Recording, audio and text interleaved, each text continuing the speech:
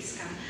Saya adalah alumni dari SMKN 1 Jombang, jurusan akuntansi, lulusan tahun 2015. Saya juga alumni dari Universitas 11 Maret Surakarta, jurusan akuntansi juga, FEB, dan juga saya awardee of Bidik Misi Scholarship tahun 2015 sampai tahun 2019. Next, saya akan cerita sedikit tentang perjalanan saya dari mulai SMK sampai kuliah. Ikuti terus. Teman-teman, aktivitas keseharian saya di sini adalah sebagai auditor eksternal di One of Big Ten KAP di Indonesia, yaitu KAP Hadori Sugiarto Adi dan Rekan yang berlokasi di Surabaya. Pertanyaan selanjutnya, sebenarnya auditor itu apa saja sih tugasnya? Tugas auditor itu sebenarnya memeriksa laporan keuangan perusahaan, kemudian bila ada kekurangan, ada fraud, kemudian ada kekurangan sistem internal perusahaan, di situ kita akan mengkomunikasikan ke pihak manajemen atau klien yang bersangkutan agar perusahaan tersebut menjadi lebih baik lagi secara efisien, berjalan secara efisien dan efektif. Background saya memang SMK, yang mana stigma untuk langsung bekerja itu begitu kuat di dalamnya. Nah, sebenarnya dari saya sendiri tidak pernah terpikir untuk melanjutkan ke perkuliahan. Kenapa? Karena memang background keluarga saya sebelumnya adalah keluarga yang memang kurang mampu. Kemudian ayah saya meninggal dari kecil dan juga saya adalah salah satu tulang punggung dari keluarga, sehingga hal tersebut membuat saya berpikir ulang, kalau misalkan saya harus kuliah maka saya harus spending waktu dan juga spending money yang cukup banyak, sehingga waktu itu saya memilih SMK maksudnya hanya untuk langsung bekerja. Namun ternyata di SMKN 1 kami tidak hanya dibekali pembelajaran. Di SMKN 1 itu kami juga dibekali yang namanya ekstrakurikuler. Kemudian kita diminta untuk internship atau magang. Waktu di jurusan akuntansi di kelas 2 tepatnya, saya magang di salah satu perbankan daerah di Jombang.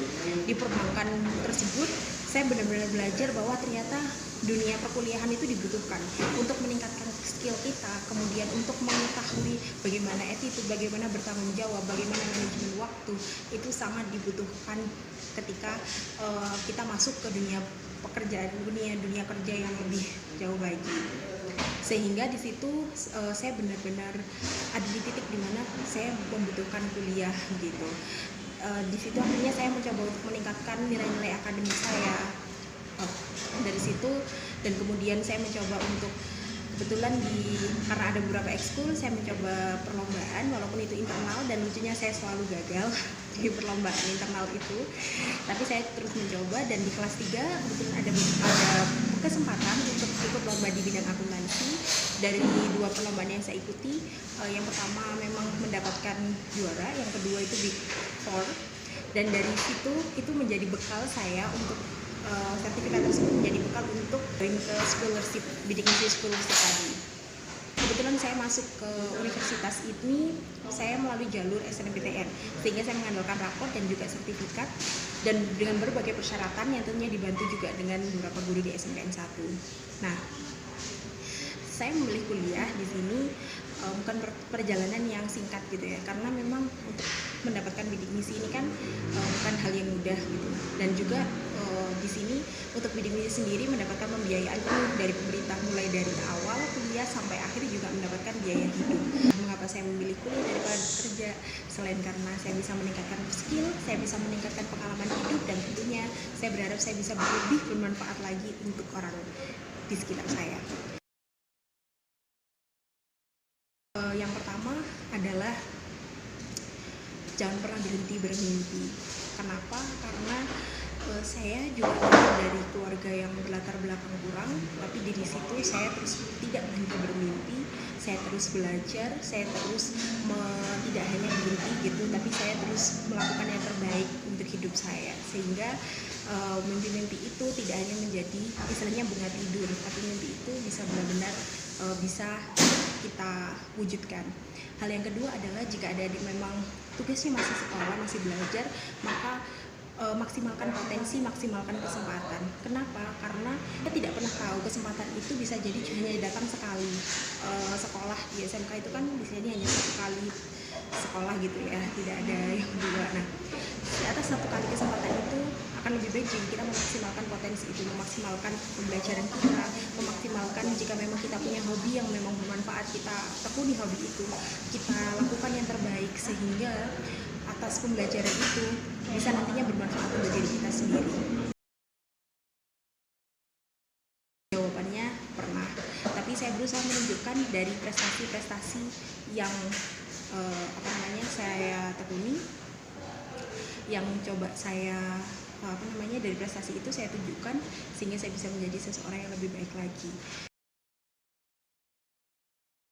Adalah seseorang yang selalu ingin lebih baik lagi gitu loh, tentunya lebih baik dari saya juga. Saya kuliah tidak hanya kuliah menjadi seorang mahasiswi, tapi saya kuliah juga selain pembelajaran, saya juga melakukan pengabdian, saya juga melakukan yang namanya pengajaran. Jadi waktu itu saya juga membantu beberapa dosen untuk baik itu administrasi maupun mengajar. Kemudian saya juga mengikuti salah satu organisasi seperti Badan Eksekutif Mahasiswa. Dari situ saya benar-benar mendapatkan pengalaman hidup nih teman-teman.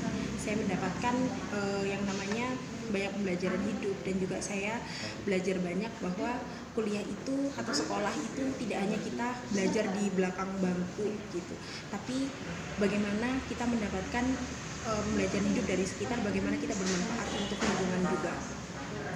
Tentu di sini adik-adik, harapan saya yang melihat video ini menjadi seseorang yang lebih baik lagi. Terus there is a will, there is a way.